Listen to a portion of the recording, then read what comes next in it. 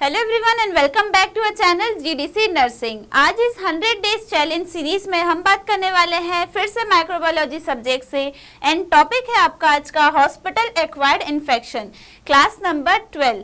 चलिए स्टार्ट करते हैं हमारे फर्स्ट क्वेश्चन के साथ।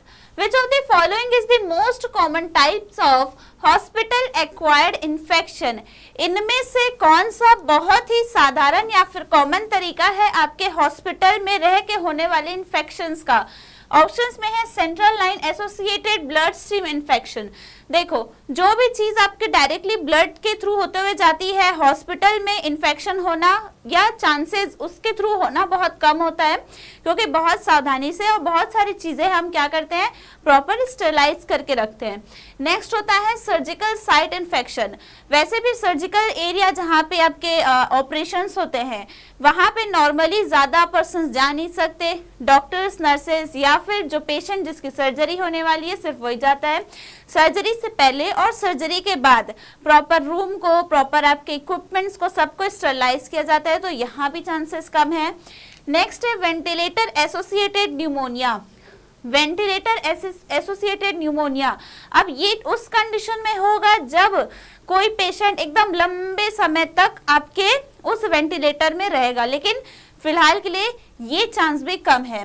मेन है आपका catheter associated urinary tract infection, यानी कि जो कैथेटर क्या है, एक ऐसा इंस्ट्रूमेंट या फिर पाइप जिसके थ्रू आपके फ्लूइड को ड्रेन किया जाता है, खासकर आपके यूरिन को।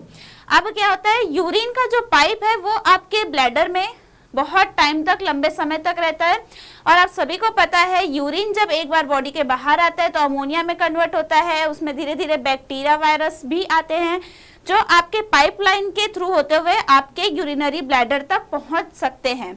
ठीक है, क्योंकि आपका पाइप तो ओपन है, उसमें बैक्टीरिया का ग्रोथ तो होगा अगर वो लंबे समय तक चेंज ना किया जाए तो ये मोस्ट प्रोबेबली मेजर चांसेस है आपके हॉस्पिटल एक्वायर्ड इन्फेक्शन के। ठीक है, तो ऐसे अगर देखा जाए तो करेक्ट आंसर क्या है हमारा, ऑप्शन नंबर डी। ठीक है, चलो आगे चलते हैं। Which of the following pathogens is most commonly associated with ventilator associated pneumonia? अभी हमने देखा, अगर इंसान, कोई पर्टिकुलर इंसान अगर कुछ ज्यादा ही लंबे समय तक वेंटिलेटर में रहता है, उस टाइम पर आपके न्यूमोनिया कॉजिंग जो बैक्टीरिया या फिर जो वायरस है, ये क्या करते हैं, आपके बॉडी में इन्वेड करते हैं और आपको कॉज करते हैं VAP यानी वेंटिलेटर एसोसिएटेड न्यूमोनिया।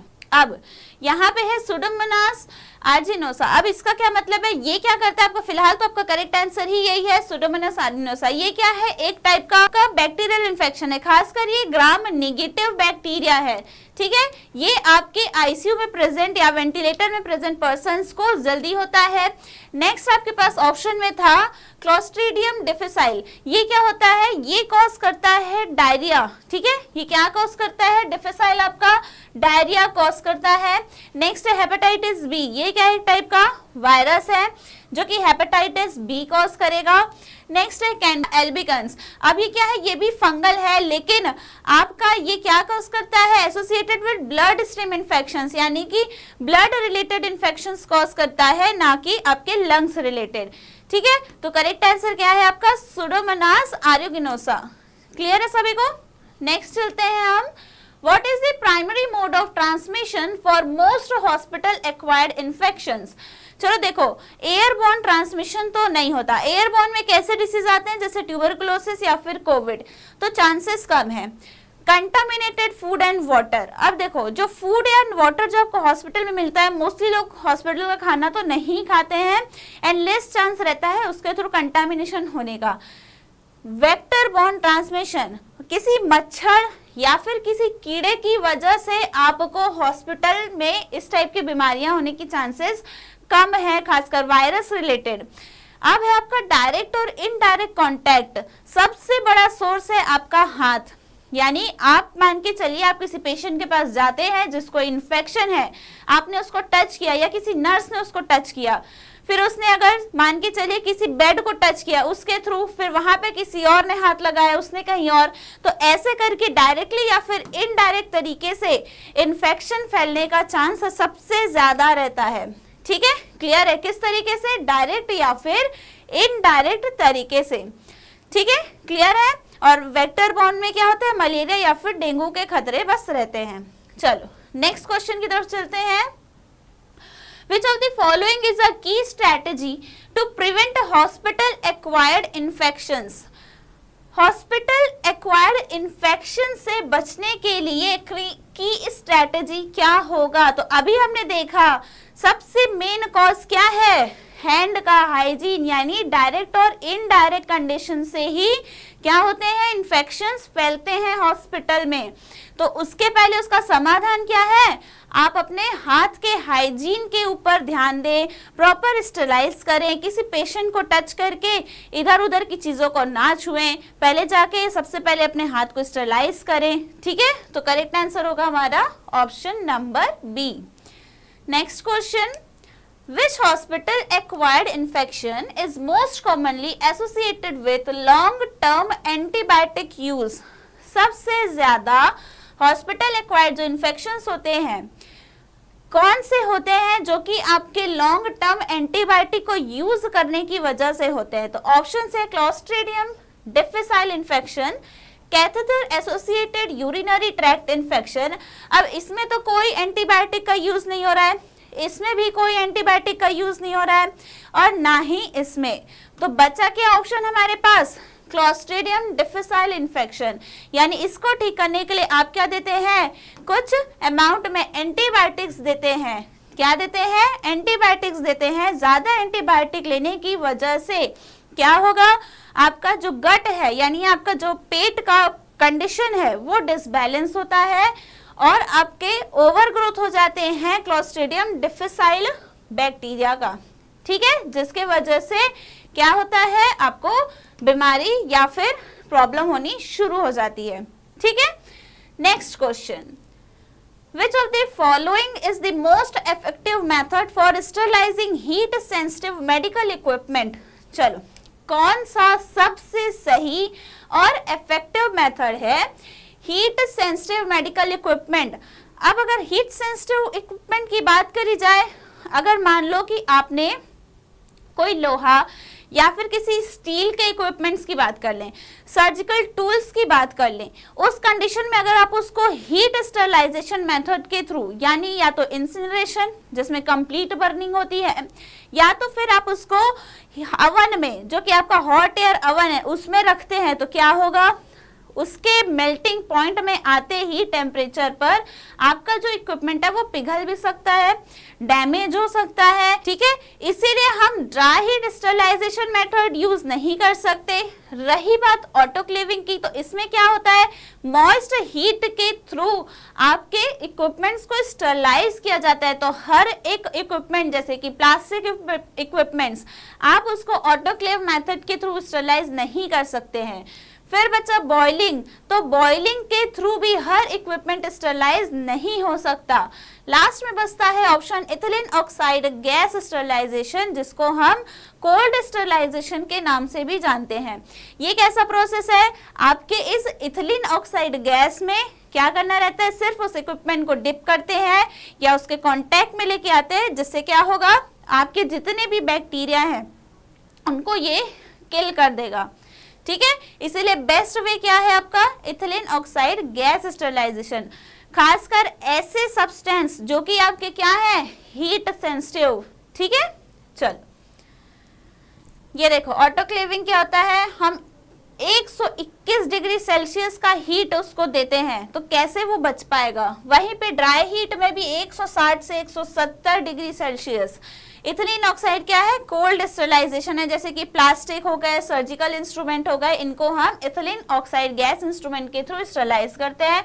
बॉइलिंग में भी, अब बॉइलिंग मतलब कि क्या, 100 डिग्री सेल्सियस, ठीक है? क्लियर है? चलो, what is the principle behind autoclave sterilization? अब ऑटोक्लेव क्या है, ऑटोक्लेव समझ लो प्रेशर कुकर। अब प्रेशर कुकर क्या करता है, भाप के थ्रू, किसके थ्रू, भाप के थ्रू आपके चीजों को पकाता है। एक सर्टेन प्रेशर और एक सर्टेन टेम्परेचर के अंदर वो स्टीम प्रोड्यूस करता है, जिससे आपकी चावल या फिर जो दाल है वो पकते हैं, ठीक यहाँ भी यही होता है। 121 डिग्री सेल्सियस टेम्परेचर प्लस 15 या फिर 25 पास्कल्स का प्रेशर अप्लाई करके 60 मिनट के लिए छोड़ दिया जाता है उस ऑटोक्लेव मशीन में, और आपके जो बैक्टीरिया है, जो फंगल वायरस है, वायरस तो नहीं, जो फंगस है, ये क्या करते हैं, खासकर जो आपके बैक्टीरिया, अब इनके साथ क्या होता है समझ के चलना, जैसे कि एग, अंडा आपने देखा है, अब क्या होता है उस अंडे के साथ जब आप उसको उबाल देते हो, उसके अंदर का जो येलो पोर्शन और जो व्हाइट पोर्शन है वो क्या होता है, कोएगुलेट हो जाता है, उनका जो प्रोटीन है वो डेड हो जाता है, कोएगुलेट हो जाता है। यानी कि एक बार अगर आप उस अंडे को उबाल दोगे तो दोबारा उसमें से मुर्गी या फिर उसका बच्चा पैदा नहीं हो पाएगा।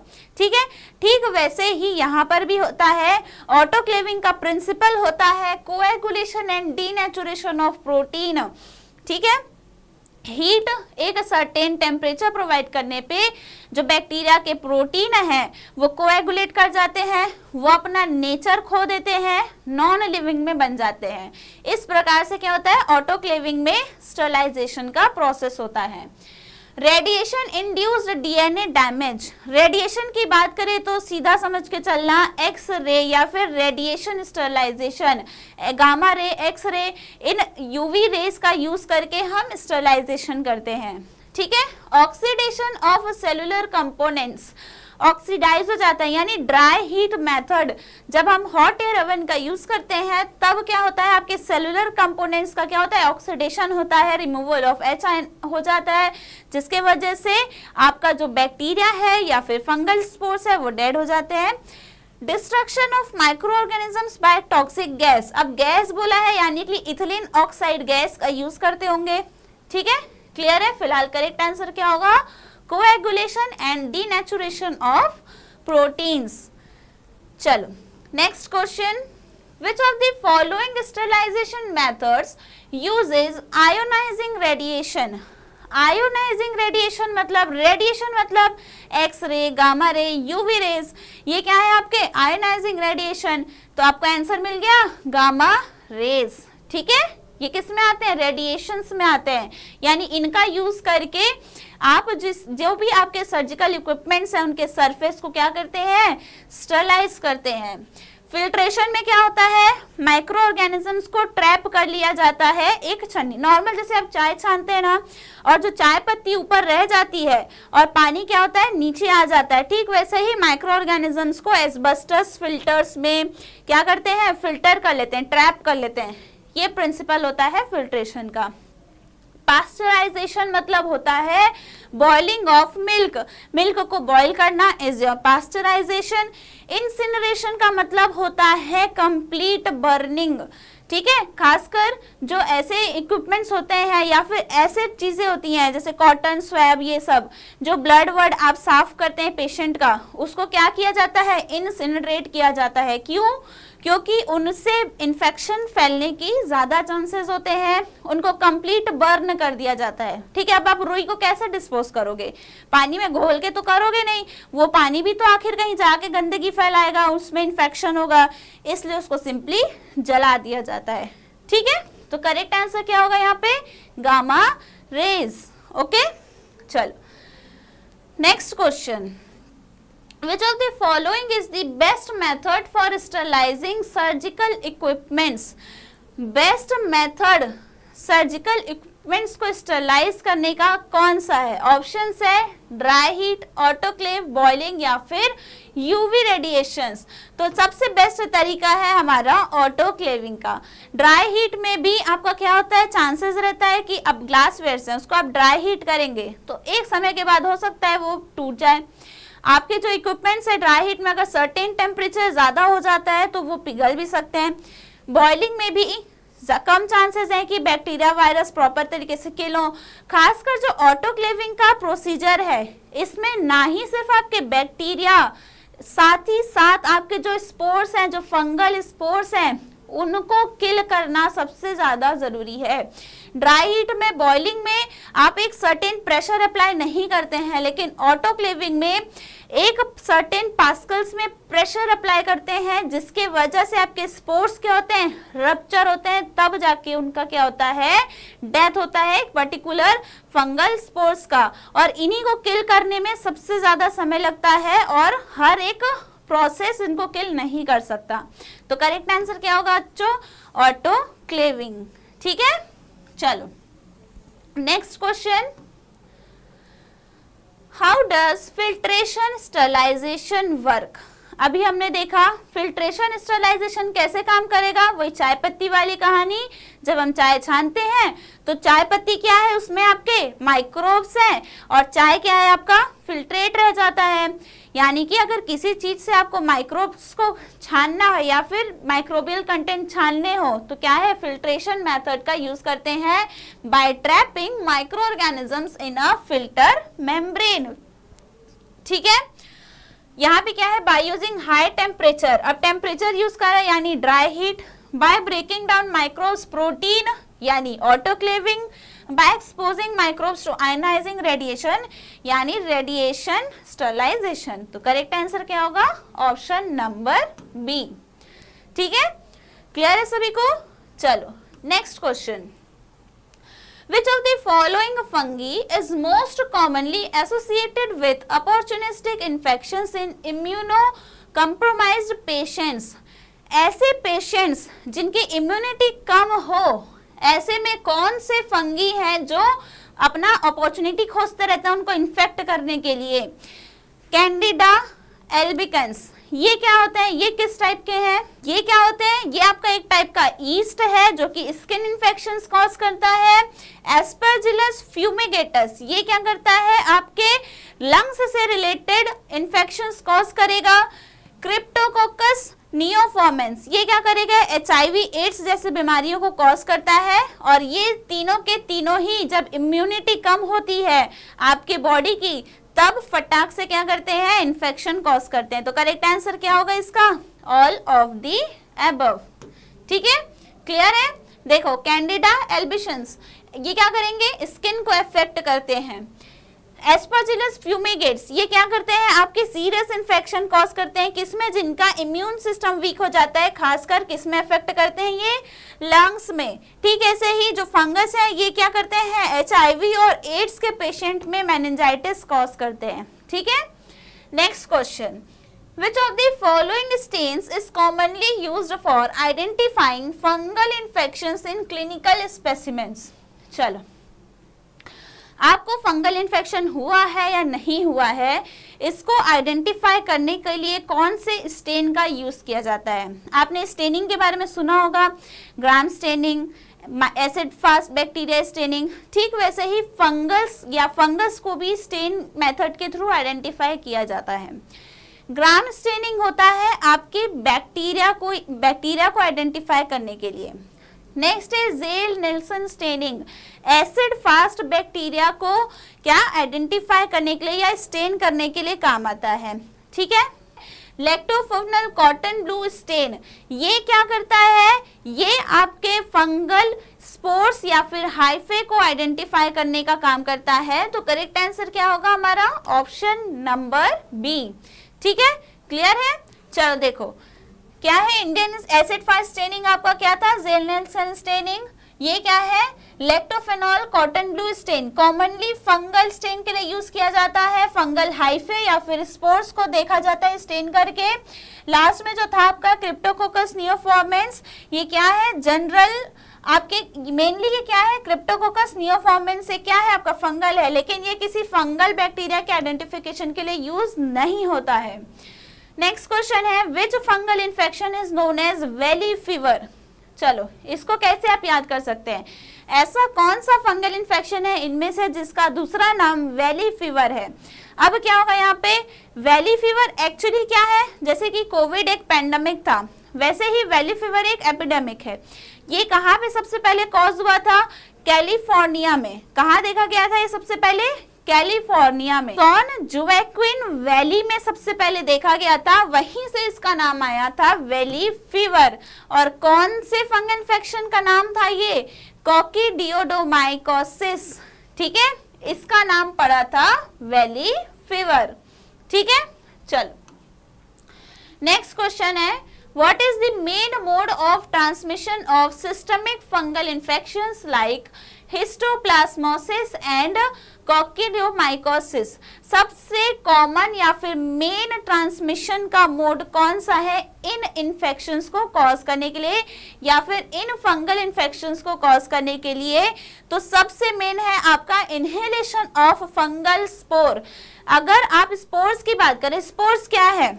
जैसे आपने देखा होगा जो पॉलन है यानी कि जो आपका फूल है उसके ऊपर छोटे छोटे डस्ट होते हैं, ठीक वैसे ही आपके स्पोर्स होते हैं। अब वो खाने वाने के थ्रू तो कम, लेकिन आपके सांस लेने से, सांस जब लेते हैं आप तो एयर में अगर आपका फंगल स्पोर प्रेजेंट है तो सबसे पहले वो आपके एयर रूट से होते हुए आपके बॉडी के अंदर जाता है और इन्फेक्ट करता है, ठीक है, क्लियर है, समझ में आया? चलो नेक्स्ट देखते हैं, which fungal antifungal drugs is commonly used to treat invasive aspergillosis? सबसे ज्यादा अगर बोली जाए फर्स्ट लाइन ड्रग्स एस्परजिलोसिस के ट्रीटमेंट में कोई है तो वो है वेरिकोनाजोल। अगर एजोल देखोगे तो समझ जाओगे ये तो सारे एंटी फंगल ड्रग्स हैं, लेकिन फर्स्ट लाइन ट्रीटमेंट इस खासकर फंगल इन्फेक्शन के लिए होता है वेरिकोनाजोल। बाकी को देख लीजिए एक बार। फ्लूकोनाजोल क्या है? कैंडिडा इन्फेक्शंस के अगेंस्ट में काम करता है। एम्फोटेरिसिन बी क्या है? एक ब्रॉड स्पेक्ट्रम एंटी फंगल है, लेकिन ये आपके सीवियर फंगल इन्फेक्शंस में यूज करता है और साथ ही साथ इसका हाई टॉक्सिसिटी भी है, ठीक है। इट्राकोनाजोल आपके माइल्ड से मॉडरेट एस्परजिलोसिस में काम करता है, लेकिन मैसिव में यानी सबसे ज्यादा जब एक्सट्रीम कंडीशन होती है एस्परजिलोसिस की तो फर्स्ट लाइन ट्रीटमेंट क्या है आपका? वेरिकोनाजोल, ठीक है। चलो next question, what are the standard conditions for autoclave sterilization? Autoclave के लिए सबसे स्टैंडर्ड कंडीशन कौन सी है? 121 डिग्री सेल्सियस, 15 पास्कल्स का प्रेशर और 15 से 20 मिनट के लिए रखा जाता है। ये है आपका स्टैंडर्ड ऑटोक्लेविंग का टेम्परेचर, यानी 121 डिग्री उसका टेम्परेचर होना चाहिए, 15 पास्कल्स उसका प्रेशर होना चाहिए और 15 से 20 मिनट के लिए उसको हम रखते हैं। जैसे जैसे आप इसको बढ़ा देंगे टेम्परेचर को और प्रेशर को, आपका टाइम कम होता जाएगा, ठीक है, क्योंकि जितना ज्यादा टेम्परेचर देंगे, जितना ज्यादा प्रेशर देंगे, उतना कम समय लगता है उसको ऑटोक्लेव को कंप्लीट होने के लिए, ठीक है। चलो करेक्ट आंसर क्या है? 121 डिग्री सेल्सियस, ऑप्शन ए। अब 100 डिग्री सेल्सियस 30 मिनट के लिए, यानी कि 100 डिग्री की बात हो रही है, मतलब बॉइलिंग, ठीक है, लेकिन ये आपके बैक्टीरियल स्पोर्स को किल नहीं कर पाता है। 160 डिग्री 2 घंटा के लिए, ये क्या है? आपके ड्राई हीट के लिए है, ऑटोक्लेविंग का टेम्परेचर नहीं है। 72 डिग्री सेल्सियस 15 सेकेंड्स के लिए, ये आपके पास्चराइजेशन के लिए यानी बॉइलिंग ऑफ मिल्क के लिए है। Next question, what is the primary mechanism by which N autoclave destroys micro organisms? कौन सा प्राइमरी मैकेनिज्म्स है? तो हमने अभी तक देखा है कि ऑटोक्लेव अगर हम करते हैं तो उसका प्रिंसिपल क्या है? वो क्या करता है कि उस पर्टिकुलर बैक्टीरिया फंगल के जो प्रोटीन पार्ट है उनको डीनेचर कर देता है, कोएगुलेट कर देता है, जमा देता है। इसके वजह से ही वो बैक्टीरिया क्या होता है? किल हो जाता है, यानी मर जाता है, ठीक है। तो करेक्ट आंसर क्या होगा? Protein denaturation by moist heat.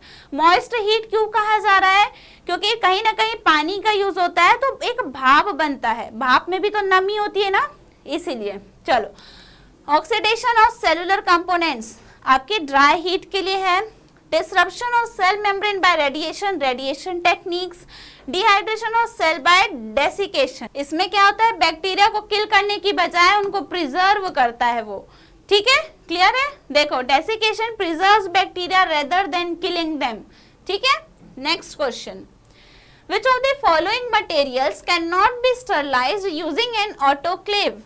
Glasswares को क्या कर सकते हैं स्टरलाइज? यस, ऑब्वियस ही का बात कर सकते हैं ग्लासवेयर्स को। सर्जिकल इंस्ट्रूमेंट्स को क्या आप कर सकते हैं? यस, अगर एक मिनिमम टेम्परेचर पे है तो करा जा सकता है। हीट सेंसिटिव प्लास्टिक, अगर आप प्लास्टिक को आप गर्माहट देंगे तो पिघल जाएगा, आप इसको कैसे स्टरलाइज कर सकते हैं। और साथ में लास्ट में कल्चर मीडिया, तो आप जब अगार अगार या किसी चीज का फॉर्मेशन करते हैं कल्चर मीडिया को, उस टाइम पे हम उसको ऑटोक्लेव थोड़ी देर के लिए करते हैं ताकि उसमें पहले से अगर कोई सरफेस में बैक्टीरिया आ गए हैं तो उनको किल कर दिया जाए। ठीक है, क्लियर है? तो करेक्ट आंसर क्या होगा? Heat sensitive plastics. ठीक है, next question, which type of indicator is commonly used to confirm successful autoclave sterilization? Successful autoclave हो गया है कि नहीं उसको कंफर्म करने के लिए कौन सा टेस्ट यहाँ पे हम लगाते हैं? तो देखो, बेनेडिक्ट टेस्ट क्या होता है आपका? शुगर को कंफर्म करता है। Brown dick test, catalase test and coagulase test. ठीक है, तो इनमें से आपका करेक्ट आंसर है ब्राउई डिक टेस्ट। ठीक है, बाकी के बारे में देख लीजिए। देखो, बेनेडिक्ट टेस्ट क्या करता है? शुगर के लिए होता है। बाउई डिक टेस्ट क्या करता है? आपके एफिशिएंसी चेक करता है स्टीम का पेनिट्रेशन का, किसमें? ऑटोक्लेव में। कैटलेस क्या करेगा? Use to differentiate between staphylococcus and streptococcus. दो टाइप के बैक्टीरिया है, स्टेफाइलोकोकस और स्ट्रेप्टोकोकस, उन दोनों में डिफरेंस बताएगा। लास्ट में है कोएगुलेस टेस्ट, जो कि आपके स्टेफाइलोकोकस ओरियस नामक बैक्टीरिया को आइडेंटिफाई करेगा। ठीक है, चलो last question, which microorganism is used as biological indicator to test the effectiveness of an autoclave? इनमें से कौन सा इंडिकेटर यूज या बायोलॉजिकल इंडिकेटर यानी कि जो खुद ही लिविंग ऑर्गेनिज्म से बना हो, इंडिकेटर मतलब जो हाईलाइट करे किसको? आपके इफेक्टिवनेस को, किसके? ऑटोक्लेव के। तो ऑप्शंस में Escherichia coli, Mycobacterium tuberculosis, Bacillus stearothermophilus और कैंडिडा एल्बिशंस। तो करेक्ट आंसर क्या होगा हमारा? Bacillus stearothermophilus. अच्छा, अब इसको याद कैसे कर सकते हो? ऑटोक्लेव मतलब कि थोड़ा सा थर्मल मतलब हीट, तो यहाँ पे थोड़ा सा थर्मोफाइलस वर्ड आता है। सीरिया कोली तो आपके स्टमक में, इंटेस्टाइन में प्रेजेंट होता है। माइकोबैक्टीरियम ट्यूबरकुलोसिस तो आपके लंग्स के लिए होता है और कैंडिडा आपके स्किन इन्फेक्शंस के लिए होता है। लेकिन जो बैसिलस है, ये बैक्टीरियम क्या करता है? हीट रेजिस्टेंट स्पोर्स को प्रोड्यूस करता है, जो कि एक आइडेंटिकल बायोलॉजिकल इंडिकेटर है आपके ऑटोक्लेव को चेक करने के लिए। ठीक है, तो ये थे आज के 20 इंपॉर्टेंट एमसीक्यूज आपके आज के इस टॉपिक से। मिलते हैं नेक्स्ट क्लास में नए क्वेश्चंस के साथ, एक नए टॉपिक के साथ। तब तक के लिए ऑल द वेरी बेस्ट।